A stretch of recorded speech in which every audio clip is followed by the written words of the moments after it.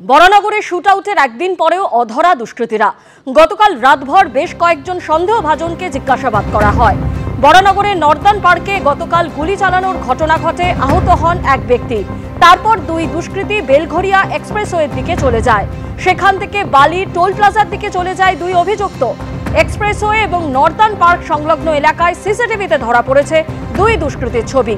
পরিচয় লুকোতে দুই দুষ্কৃতী হেলমেটের তলায় মাস্ক পরেছিল, খবর পুলিশ সূত্রে। বরানগরের নর্দার্ন পার্কে পরিবহন ব্যবসায়ীকে লক্ষ্য করে গুলি চালানোর ঘটনায় এখনো পর্যন্ত অধরা দুষ্কৃতীরা। প্রাথমিক তদন্তের পর পুলিশ আধিকারিকরা কার্যত নিশ্চিত যে টার্গেট ফায়ার করা হয়েছিল, অর্থাৎ ওই পরিবহন কর্মীকে লক্ষ্য করেই গুলি চালানো হয়েছিল এবং 7mm ইম্প্রোভাইজড পিস্তল দিয়ে গুলি চালানো হয়েছিল। গুলির বেশি অংশ সেটা বন্দুকের ভেতরে ছিল, পিস্তলের ভেতরে ছিল এবং ঠিক সেই কারণেই বারুদের যে ইম্প্যাক্ট তাতেই কিন্তু ওই ব্যক্তি ক্ষতিগ্রস্ত হন। তার গালে, মুখে, গলায় বিভিন্ন জায়গায় ইনজুরি হয়। আজকে একটা সিসিটিভি ফুটেজ সামনে এসেছে এবং তাতে যেটা দেখা যাচ্ছে যে ওই অপরাধের পর দুজন অভিযুক্ত তারা, আমরা এই মুহূর্তে যেখানে দাঁড়িয়ে রয়েছি এটা বেলঘরিয়া এক্সপ্রেসওয়ে এবং বরানগরের কানেক্টিং পয়েন্ট। এই যে রাস্তা দেখুন, নর্দার্ন পার্ক থেকে পুরো অপরাধ সংগঠিত করার পর এই রাস্তা দিয়েই কিন্তু দুজন অভিযুক্ত তারা দক্ষিণেশ্বর টোল প্লাজার দিকে তারা চলে গেছে, যেটা প্রাইমারিলি মনে করা হচ্ছে। সিসিটিভি ফুটেজ যাতে দেখতে পাওয়া যাচ্ছে, এই যে রাস্তার সিসিটিভি ফুটেজ, এই ফুটেজে পরিষ্কার যেটা দেখা যাচ্ছে যে দুজন হেলমেট পরা অবস্থায় তারা এখানে দাঁড়িয়েছিল এবং তারপর তারা এই যে আমার ডান দিকের যে রাস্তা, এই রাস্তা দিয়ে সোজা বালি টোল প্লাজার দিকে গেছে। কিন্তু আর একটা জিনিস এখানে চোখে পড়ছে, সেটা হচ্ছে পুলিশ কিয়স্ক আছে কিন্তু সেটার ভাঙা অবস্থায় রয়েছে। স্থানীয়রা দাবি করলেন কিছুদিন আগে একটি দুর্ঘটনা হয়েছিল এবং সেই দুর্ঘটনায় পুলিশ কিয়স্ক পুরো ভেঙে যায়। ফলত পুলিশ আধিকারিকরা সেই কিয়স্ক ঠিক করেনি, নজরদারির তারা এখান থেকে করবেনি বা কি করে, কারণ কিয়স্কটা এই মুহূর্তে ভাঙা অবস্থায় রয়েছে। আর স্থানীয় যারা রয়েছেন তারা বলছেন যে এখানে প্রচুর বাইরের বহিরাগত মুভমেন্ট হয়, বাইরে থেকে প্রচুর লোক ঢোকেন এবং এই যে পয়েন্ট, এই পয়েন্ট দিয়েই তারা ঢোকেন। কিয়স্ক আছে কিন্তু সেটা দুর্ঘটনার পর পুরোপুরি ভাঙা, একজন পুলিশ কর্মীকেও সেখানে দেখতে পাওয়া যাচ্ছে না। আর এই যে কানেক্টিং পয়েন্ট, এখান থেকেই কিন্তু দুজন দুষ্কৃতী তারা ওই পরিবহন কর্মীকে গুলি চালানোর পর তারা বালি টোল প্লাজার দিকে গেছে। এখানকার সিসিটিভি ফুটেজে এমনটাই দেখা যাচ্ছে। ঘটনার পর 24 ঘন্টা পেরিয়ে গেল, এখনো অধরা দুষ্কৃতীরা।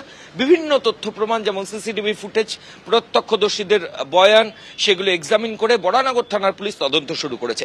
ক্যামেরায় পার্থপ্রতিম রায়ের সঙ্গে ময়ূখ ঠাকুর চক্রবর্তী, এবিপি আনন্দ, কলকাতা। সিসিটিভি ফুটেজ খতিয়ে দেখে এই ঘটনা তদন্ত শুরু করেছে পুলিশ, কিন্তু এখনো পর্যন্ত কাউকে গ্রেপ্তার করতে পারেনি। গতকালই আপনারা জানেন বরানগরের নর্দার্ন পার্কে গুলি চালনার ঘটনা ঘটে, আহত হন এক ব্যক্তি। দেখুন, এটা তো খুবই ভাবার বিষয়।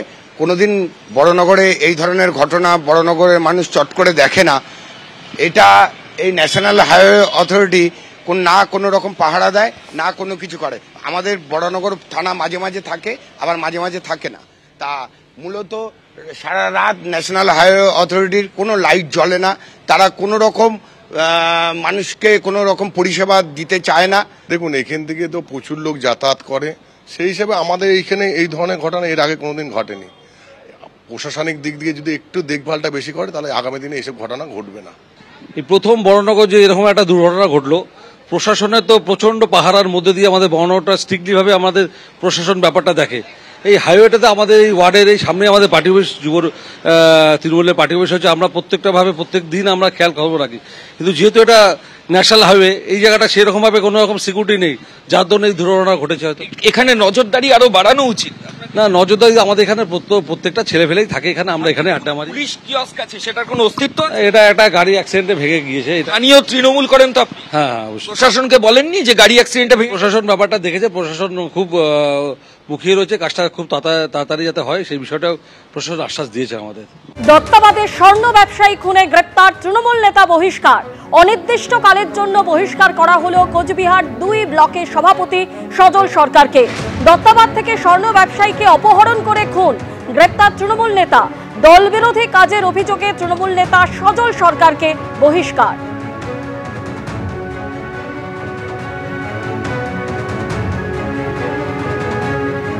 দত্তাবাদের স্বর্ণ ব্যবসায়ী খুনে গ্রেপ্তার তৃণমূল নেতা, বহিষ্কার। অনির্দিষ্টকালের জন্য বহিষ্কার করা হলো কোচবিহার 2 ব্লকের সভাপতি সজল সরকারকে।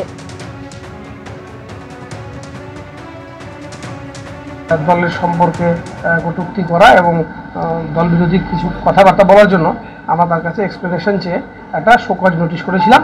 তিনি সেই শোকজে উত্তর দেননি এবং তিনি বলেছেন, সংবাদ মাধ্যমে জানতে পারলাম, তিনি সেই শোকজে উত্তর দেবেন না।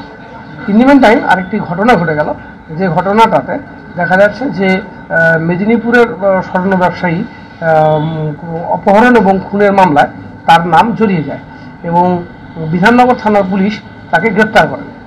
আমরা এই দুটো ঘটনায় আমরা স্তম্ভিত এবং দলের রাজ্য কমিটির নির্দেশে আমরা তাকে সর্বভারতীয় তৃণমূল কংগ্রেসের নির্দেশে আমরা তাকে অনির্দিষ্টকালের জন্য দল থেকে বহিষ্কার করছি। এবার আপনাদের সামনে সেই মুহূর্তের ছবি তুলে ধরবো, ঠিক যে মুহূর্তে দত্তাবাদে ওই স্বর্ণ ব্যবসায়ীকে অপহরণ করা হয় সেই মুহূর্তের ছবি আপনাদের সামনে তুলে ধরবো। এবং ইতিমধ্যেই আপনারা জানেন এরপরে তাকে খুনও করা হয় এবং তার দেহ পাওয়া যায়। ঠিক কি ঘটেছিল সেই ছবি আপনাদের সামনে তুলে ধরবো। ওই সিসিটিভির এটা ছিনলো, চারজন ছিল আর ভিডিও নিয়ে ছিল এখানে। তারপরে ওকে করছে, চমকাচ্ছে সর করে করে, তারপরে ওকে গাড়ি থেকে তুললো, একটা কালো গাড়িতে ওকে তুলে দিল আর বাড়িওয়ালাকে সাদা গাড়িতে তুললো। দুটো গাড়ি ছিল নীলবাতি ভিডিওর। হ্যাঁ হ্যাঁ হ্যাঁ, এই কালো গাড়িটা ছিল, কালো গাড়ি থেকে সোনাওয়ালাকে তুলেছিল, হেমন্তকে। ওই সব দেখা যাচ্ছে। হ্যাঁ হ্যাঁ হ্যাঁ হ্যাঁ, সেই গাড়িতে কে কে ছিল? কালো গাড়িতে ওই ভিডিও ছিল আর ওই সোনাওয়ালাকে নিয়েছিল, আরো দুজন ছিল ওর সঙ্গে আর ড্রাইভার ওই গাড়িতে। আর পেছনের গাড়িতে শুধু ড্রাইভার ছিল আর বাড়িওয়ালাকে নিয়ে গেছিল। এই যে রাস্তা দিয়ে যেটা দেখতে পাচ্ছেন আপনারা, এই গাড়িটি যাচ্ছে একদম, এই যে রাস্তায় গাড়ি যাচ্ছে, এটাই কি দেখছেন? এই কালো গাড়িটা নীলবাতি, এই গাড়িটা তুলেছিল সোনাওয়ালাকে। এই রাস্তা দিয়ে যাচ্ছে দত্তাবাদের। হ্যাঁ, তারপরে এই যে অনেকগুলো গাড়ি দেখতে পাচ্ছি ঢুকে গেল এবং এই পেছনে সাদা গাড়িটা এই গাড়িটা ছিল, দুটো নীলবাতি গাড়ি। হ্যাঁ হ্যাঁ হ্যাঁ, এটা ওই সোনাওয়ালাকে তুলেছিল এই গাড়িতে, কালোটায়। হ্যাঁ, আর ভিডিও ছিল নিজেই। আচ্ছা, তারপরে মাঝখানে অনেকগুলো গাড়ি চলে যাচ্ছে। তারপরে এটা, হ্যাঁ, এটা ছিল বাড়িওয়ালাকে নিয়ে যাচ্ছিল, সাদা গাড়িটা। হ্যাঁ হ্যাঁ, আমাকেও জোর করে তুলে নিয়ে গেছে। আমি যাবো না বলছি, শুনেনি উনি, তা বলে তুমি চলো ছেড়ে দেবো, কোনো অসুবিধা নেই। আমি গেলাম। কোন গাড়ি এসেছিল? এই ছবি দেখতে পাচ্ছেন যেটা, হ্যাঁ, একটা সাদা আসছে, একটা কালো এসছে।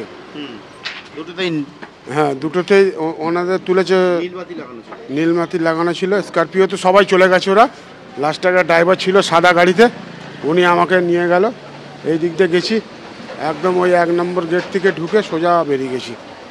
তারপর আপনাকে কি করলেন? নিয়ে গিয়ে তখন নামতে হঠাৎ ওই স্যার ঢুকে গেছে, দেখতে পাইনি কাউকে। তারপর উনি ঘর থেকে বেরিয়ে আমাকে বলছে যে তুমি ওনাকে ছেড়ে দিয়ে আসো। তো একটা ড্রাইভার, অন্য ড্রাইভার আমাকে ছেড়ে দিয়ে, হ্যাঁ। আপনাকে বাড়ির ভেতর ঢোকায়? না না না, ওই নিউটাউন ওই বাড়িতে। হ্যাঁ, কিন্তু আপনাকে কি কেন নিয়ে গেল, কি জন্য? না ওটা বলতে পারবো না। আমাকে বললো, হঠাৎ চলে গেছি। এই ভিডিওকে দেখেছিলেন? ভিডিওকে, হ্যাঁ, উনি তো এসেছিল এখানে। হ্যাঁ, এখানে এসেছিল উনি, প্রশান্ত বর্মন। উনি এখান থেকে বলে নিয়ে গেল, মীমাংসা করে নেবো, ছেড়ে দেবো। পরে শুনছি ওনাকে মেরেই দিয়েছে। সিসিটিভি ফুটেজ আপনারা দেখতে পেলেন, যেখানে নীলবাতি লাগানো কালো সাদা রঙের গাড়ি এবং যেখানে স্বর্ণ ব্যবসায়ী এবং ওই বাড়ির মালিককে দত্তাবাদ থেকে অপহরণ করা হয়, নিউ টাউনে খুন করা হয় স্বর্ণ ব্যবসায়ী স্বপন কামিল্লাকে। আর এই ঘটনায় রাজগঞ্জের বিডিও প্রশান্ত বর্মন, তার নামও কিন্তু জড়িয়ে যায়। তবে এবার আপনাদের শোনাবো এক প্রত্যক্ষদর্শী অশোক কর কি জানিয়েছেন। থেকে 4 মাস আগে আমি নেশার ঘরে ওনার আলমারি থেকে কিছু জিনিস, কিছু গয়না আমি চুরি করি। কোন বাড়িতে? ওই প্রশান্তবাবুর বাড়িতে, নিউ টাউন যে বাড়িতে কুকুর দেখাশোনা কাজ করি, ওই বাড়িতে। সেই সময় ছিল প্রশান্ত? না, উনি ছিল না, কেউ ছিল না। চাবিটা ওইখানে ছিল, আমি বার করিনি, আলমারি খুলে। আপনি বাড়িতে একা ছিলেন? হ্যাঁ, একা ছিলাম।